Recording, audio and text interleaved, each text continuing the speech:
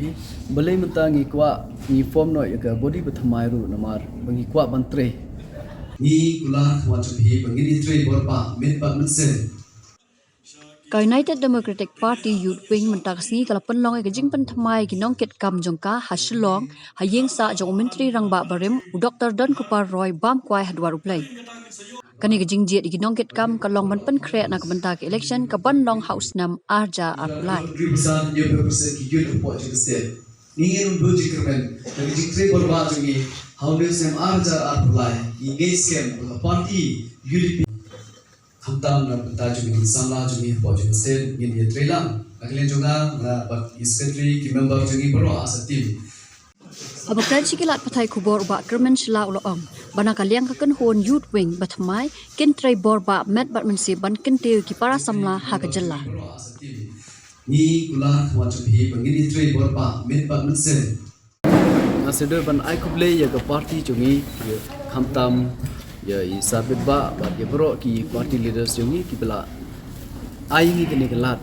ban long ki body Met&My jong ke party youth wing state youth wing ban kit ya kene ke kam na menta ban wat kilat kilenti hamtam ha na menta kene election ke ban one house name arjar arpulai ngina klian jungi ke youth wing ni siokmen ban ong ba menta ke new body ni la form kani new body kan shim ya ki kam ki ek junang kam khamtam ki issues prepare to the state na ga banta begini Trei lang borba Met&Mynsiem hand in hand bat ke party jungi khamtam ya ke party kami jungi under their guidance ngin persang bat pendep ki kam ki issues belong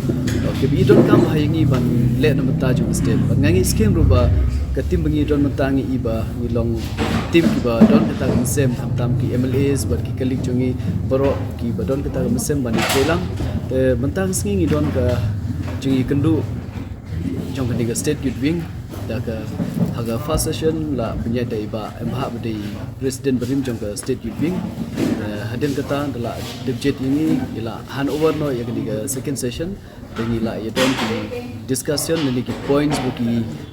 district prepare kila ya ai ni ba ke ek jindon kam ni ngi bangin ya lenti na benta ni ka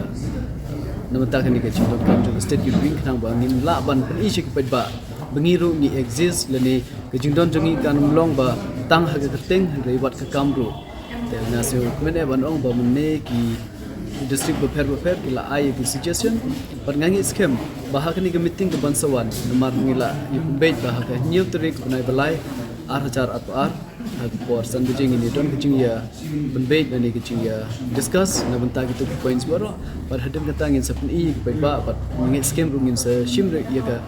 resolution ha ta sngi ba ki ek points bangin permission ba bat kumno ngin le ya ka not kam te